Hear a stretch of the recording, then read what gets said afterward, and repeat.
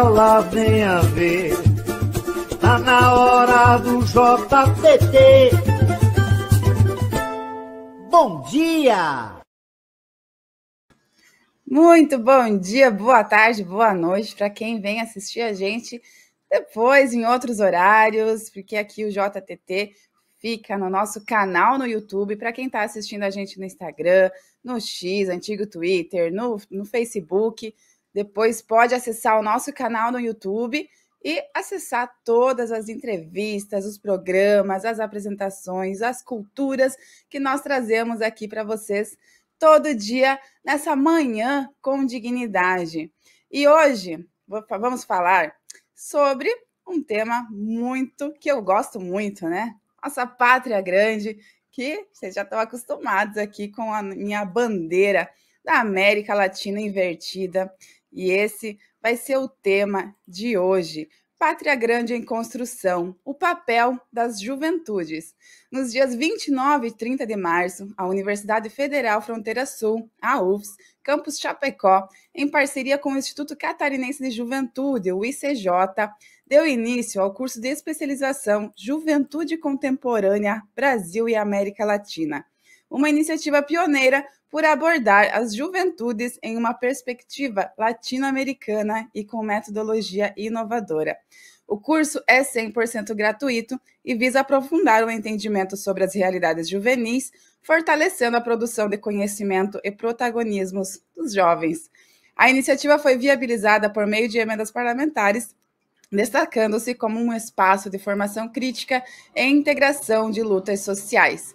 Sobre isso, vamos conversar com Ernesto Pull Neto, representante do ICJ, sobre a importância desse curso, os desafios das juventudes e o papel da universidade pública na transformação social.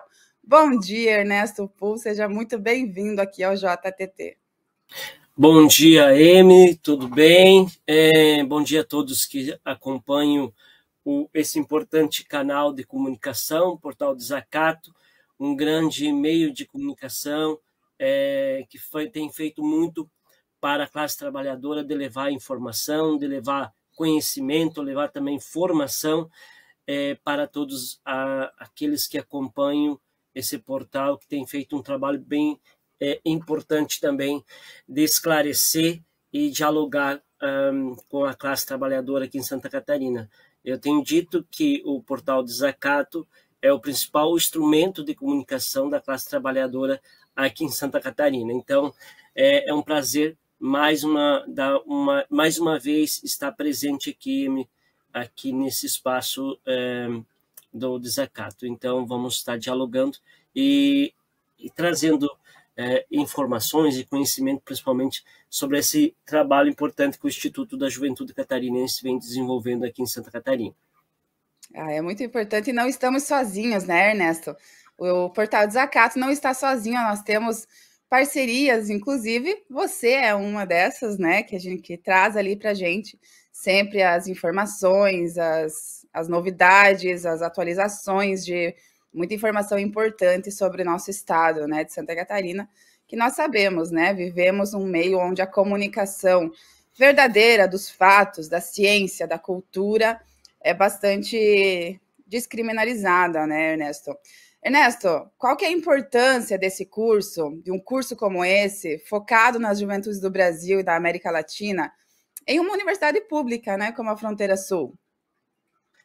Então, antes de responder a tua pergunta, eu quero reforçar aquilo que tu estava falando sobre a questão no estado de Santa Catarina, da necessidade e da importância de a gente estar buscando, enquanto classe trabalhadora, fortalecer a comunicação, entendo a comunicação como um ponto estratégico da luta.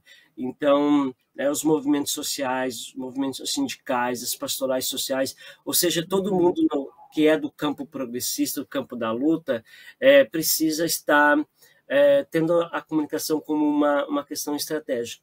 Então, eu não só como jornalista, mas também como alguém que está na luta social, tenho a comunicação como um elemento central da luta para a gente disputar projetos, disputar ideias, fazer também o espaço de produção cultural. Então, Emily, respondendo a tua pergunta, a importância de nós estar fazendo essa primeira especialização em juventude contemporânea, Brasil e América Latina. É a primeira especialização do Brasil organizada para dialogar com essa temática.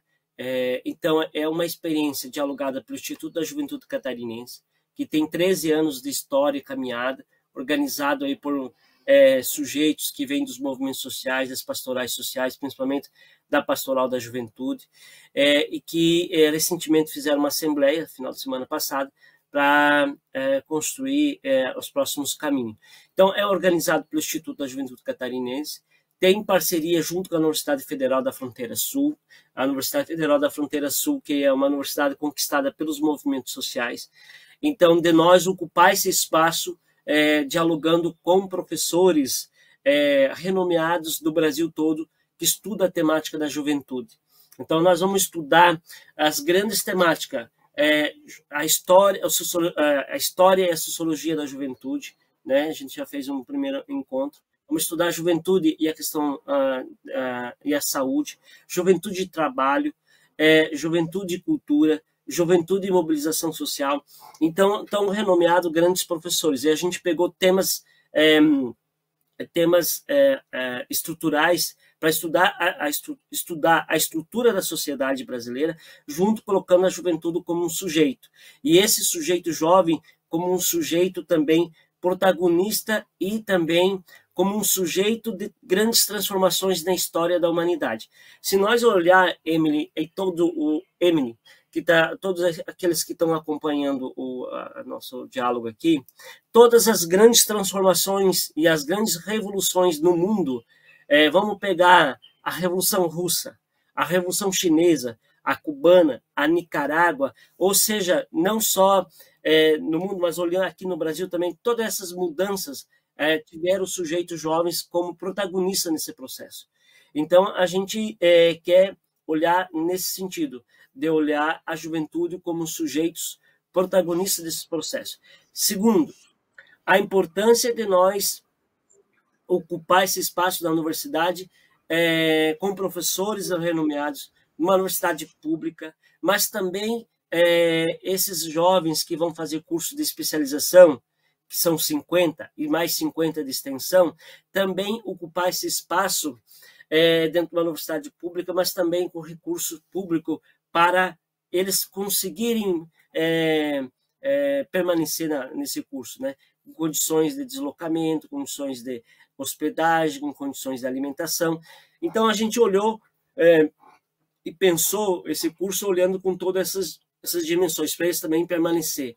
E nós ficamos muito contentes assim, com a procura para fazer esse curso e também com o número de pessoas de diversos espaços, de vários espaços de movimentos sociais, pastorais, intelectuais, né, e jovens que estão dispostos a estudar também para depois contribuir e dar o seu retorno para a sociedade brasileira, que é a sociedade brasileira que está pagando para nós fazer esse curso, pagando para nós acessar esse espaço.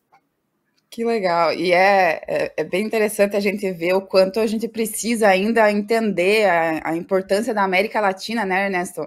Eu estava me lembrando de quando a Shakira veio para o Brasil, agora a última vez, e fez uma apresentação num programa da Rede Globo, e ela falou de todos os latinos, né? E aí a galera começou, como assim? Eu não sou latino. E eu mesma presenciei, eu não consegui acreditar, mas eu presenciei.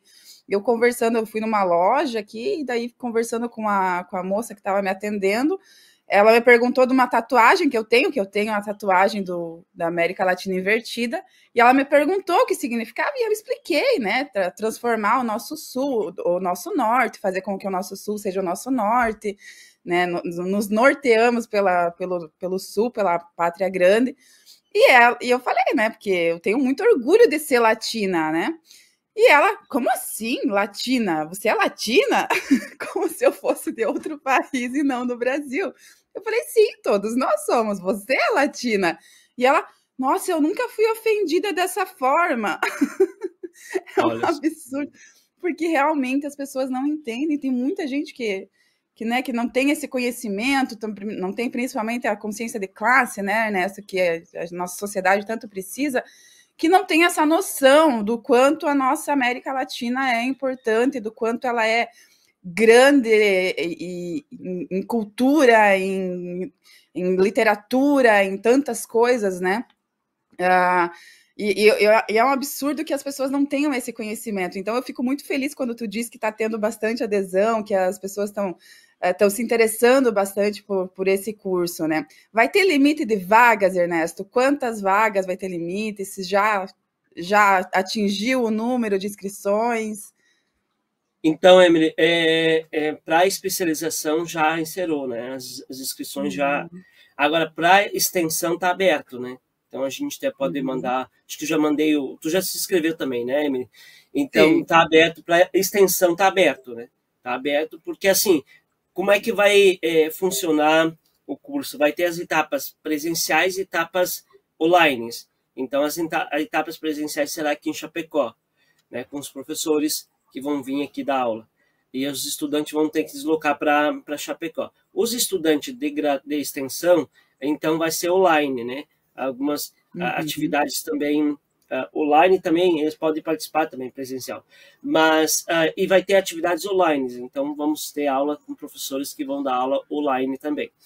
Bem, então, Emily, voltando para essa questão, como é importante nós, ou seja, estudar a juventude e a questão da América Latina. Sabe que eu acho que um dos elementos que as pessoas não compreendem, que nós olhar como nossa identidade latino-americana, é por causa da língua. Nós somos o único na América Latina, nesse território da América Latina, que não falamos o espanhol. Então, porque nós falamos o português, achamos que nós não fazemos parte da América Latina. Então, eu acho que esse é um elemento que não nos faz com que a gente tenha essa dimensão da identidade da América Latina, né? E uma outra questão é da gente compreender a América Latina como um todo, esse território. E aí eu gosto quando tu fala da Pátria Grande, porque Pátria Grande é um projeto, né, puxado ali por Simão Bolívar, né, José Martí, Fidel Castro, Che Guevara, e tantos outros, né, Hugo Chávez, e que lutaram para a gente olhar essa Pátria Grande como um projeto de país, né, a gente se libertar dos colonizadores, tanto os espanhóis, portugueses, e a gente aqui, nessa grande território, a gente construir um projeto de país. Porque, assim, também o nosso curso, a gente quer olhar a América e olhar esse país, esse território, para a gente também pensar um projeto de país, né? Porque nós, só brasileiros, sozinhos, não vamos construir um projeto só. Nós vamos ter que pensar um projeto com todos esses países. E aí, já teve outros que antecederam de nós, que pensaram e discutiram um projeto de país, de nação, de território, né, desse projeto Pátria Grande. Então, eu só gosto muito desse termo, desse conceito de Pátria Grande, de nós construir e olhar para a juventude como um sujeito construtor desse projeto. Ah, que incrível. Ô, Ernesto, falando nessa questão, né, de muitos brasileiros não se identificarem, né, como latinos, quais tu acha, além disso, quais tu acha que são os principais desafios enfrentados aí pelas juventudes hoje, nesse contexto, assim, além disso, ou esse seria o principal desafio dessa juventude de hoje que quer melhorar, que quer evoluir, que quer conhecer, quer o conhecimento, mas quer também espalhar esse conhecimento, né? Não só para eles, mas para outros jovens que não tenham esse conhecimento ainda. Quais tu achas que são os desafios além disso tudo? Nossa, são muitos, né? Eu acho que um deles que está colocado aí é a questão ambiental, né? A questão da defesa da nossa casa comum, da defesa da biodiversidade. E aí, olhando, né, olhar a América Latina como um todo, essa Pátria Grande como um todo, nós somos a região que tem maior concentração de recursos naturais, de biodiversidade. Nós temos a Amazônia, né, que envolve 9 países e que pega na América Latina. Então, assim, essa principal defesa desses recursos naturais e a defesa da biodiversidade, dos recursos naturais, porque nós estamos vivenciando esses problemas da crise climática. E a juventude está preocupada. Recentemente, final de semana, estava dialogando num diálogo sobre análise de conjuntura, a gente entender. Aí veio um companheiro, um professor, trouxe o relato de uns estudantes do colégio, inclusive de Concórdia, que foi levantado qual a principal temática que eles querem dialogar. Trouxeram a temática da crise climática. Então, assim, a questão da defesa dos recursos naturais e a defesa da gente entender que nós estamos diante de uma crise climática no mundo, que por um lado chove ou seca, né? Então, esse é o principal desafio nosso. Não é à toa que a igreja está dialogando sobre essa temática. Não é à toa que nós estamos tendo aqui a COP30, né, com os maiores lideranças do mundo, um grande evento que vai ser internacional, para a gente dialogar sobre a temática ambiental. Então, a gente está tendo, e é para amanhã, né, não é para hoje, né? Essa temática da gente resolver os problemas ambientais é uma temática que era para ser ontem, né?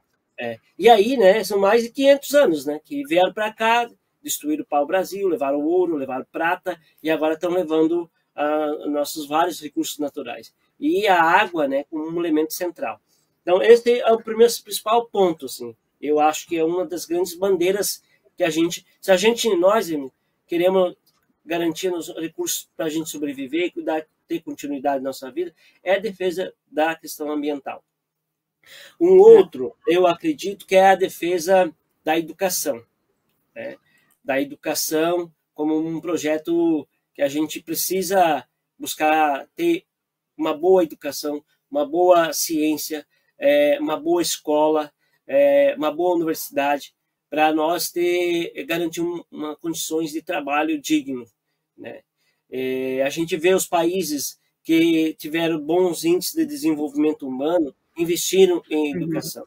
Olha, principalmente a China, que está tendo, né, sendo um país que tirou mais de 900 milhões de pessoas da pobreza, da fome, eles estão investindo em educação. E estão se tornando a principal potência no mundo, né? Aí a gente vê o que está acontecendo, principalmente essa briga, essa corrida dessa guerra comercial, né? Resultado. A gente vê. Sim, a gente vê até, a gente pode usar mesmo como exemplo Cuba, né? Que por mais que não está ao nível China, mas estaria se não fosse em relação por conta dos embargos, né? Porque tu vê com todos os embargos, todos os bloqueios que Cuba vem enfrentando há tantas décadas, e ainda assim eles conseguem a educação para todo o seu povo. Todos que eu converso que vão para Cuba, que foram e que conheceram a realidade de lá, voltam falando sobre a surpresa que tiveram ao não ver uma criança na sinaleira vendendo doce, não ver uma criança descalço, as crianças todas uniformizadas, com as suas roupinhas ali indo para a escola. Então, a educação ela é fundamental, né? E eu acredito que, como tu falou, Cuba vem sobrevivendo graças à educação mesmo, que eles investem tanto, né, na sua população. Mas em relação, tu falou, Ernesto, antes, mais cedo, sobre o investimento, né, o financiamento público para esse concurso, né, a importância de sabermos que sim, é o nosso dinheiro que está sendo usado como retribuição, né, como retorno para a nossa sociedade de alguma forma. Como que tu avalia a importância desse financiamento público para iniciativas como essa, Ernesto? Eu acho que a sociedade brasileira, a sociedade civil organizada, a classe trabalhadora precisa se organizar para buscar políticas públicas para atender os seus direitos. Se está garantido lá os direitos sociais no artigo 5 da Constituição Brasileira de 1988, nós temos lá, então, nós temos direito ao trabalho, à moradia, à educação, à previdência, à comunicação, à cultura, e nós temos que se organizar, né? Nós temos que se organizar enquanto classe trabalhadora para a gente garantir nossos direitos, porque a gente sabe que essa elite dominante não quer que nós, enquanto trabalhadores, ascendemos socialmente e culturalmente. Porque quem ascende, tanto na questão da educação, e vai ter uma melhor condição de trabalho, não vai se sujeitar a trabalhar por um trabalho, não vai se sujeitar a ser escravo, entendeu? Então, por isso que é necessário, importante, a organização da sociedade civil para buscar lutar por seus direitos sociais, né? E por isso, disputar as políticas públicas, e disputar os recursos, disputar o orçamento, né? O Lula tem dito, não, eu coloquei o pobre no orçamento, mas bem, colocou o pobre no orçamento, né? Ter acesso à Minha Casa Minha Vida, ter acesso a uma universidade, ter acesso a isso, ter acesso a aquilo, mas também é importante a sociedade civil se organizar para buscar disputar esses recursos públicos. E está lá, tem um orçamento, e aí, se a gente não faz esse movimento, vai ser gastado para outras coisas que não colocando interesse o povo brasileiro a ser atendido por isso. Então, é fundamental, né, a gente disputar essas políticas públicas, nós se organizar, né? Inclusive, nós que estamos aqui, o Raul, que é um dos grandes protagonistas desse processo do jornalismo aqui, de resistência, de comunicação, tem países, como, por exemplo, a Alemanha, que financia a comunicação pública. Né? Quando tive também na Itália, tive em outros espaços, esses países financiam a comunicação. Por que aqui no Brasil não é financiada a comunicação pública? Mas colocado muito milhões, inclusive aqui, vamos pegar um exemplo de Santa Catarina, a Caert, mais de 15 milhões de reais eles ganham de financiamento ao ano para fazer essa comunicação, aquele boletim que eles mandam todo dia, né? Aquele um boletim muito mal, coliso de informações, mas ganham 15 milhões de reais. Por que o Brasil Desacato, o portal Desacato, não recebe uma fatia desse recurso para fazer a comunicação pública, popular, que faz de tanta relevância, que é levar o interesse e colocar o sujeito, nós trabalhadores, como protagonistas de comunicadores aqui.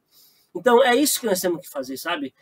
Tem que ter políticas públicas, né, para atender cultura, audiovisual, comunicação. Então, aproveitando o teu microfone, a tua pergunta, por que não nós garantimos recursos públicos que o Desacato faça a comunicação? Olha a dificuldade, né, de todos que acompanham, de nós fazer a comunicação. Então, assim, e a Globo tem, a Record tem, a Veja tem, e por que a comunicação popular não tem? Então, essa semana, inclusive, numa reunião, nós estávamos discutindo um projeto para discutir financiamento público para a comunicação. É um projeto do deputado Padre Pedro, né, que visa o investimento de mídias independentes, mas também enfim, de qualquer veículo de mídia, mas contanto que com diversas regras, né, Ernesto, que determinadas, por exemplo, essas mídias não podem ter propagado fake news, não podem ter propagado discursos de ódio. Então, é um projeto muito interessante do deputado Padre Pedro. A gente vai começar a divulgar bastante ele aqui no Portal Desacato. E é preciso fazer movimentação, né, Ernesto? Porque a gente sabe que com o governo de Santa Catarina, tudo do nosso lado é muito difícil, né? Tudo é boicotado, tudo é engavetado, e qualquer projeto que parta de iniciativas do nosso lado são deixados de lado, ou são até condenados, né? São julgados, atacados, violentados, né? Porque para eles a educação não é vantajosa, né, Ernesto?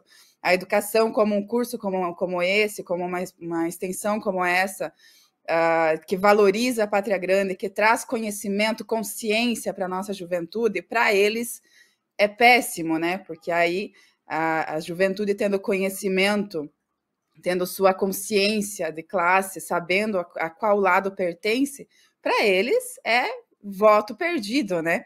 Então, para eles, a ignorância é a melhor arma para que eles consigam se reeleger, né? E tu falou bastante sobre os papéis dos movimentos sociais e a importância que os movimentos sociais têm para aplicar essas políticas públicas, né, Ernesto? Porque, como tu disse, o Lula, o presidente, enfim, criam os projetos, colocam o pobre ali no orçamento, mas esses orçamentos eles precisam ser distribuídos de forma justa. E é por isso que é a importância dos movimentos sociais, né, Ernesto, que busquem essas informações, que busquem esses recursos e que trabalhem para levar esses recursos até quem precisa, de fato, né?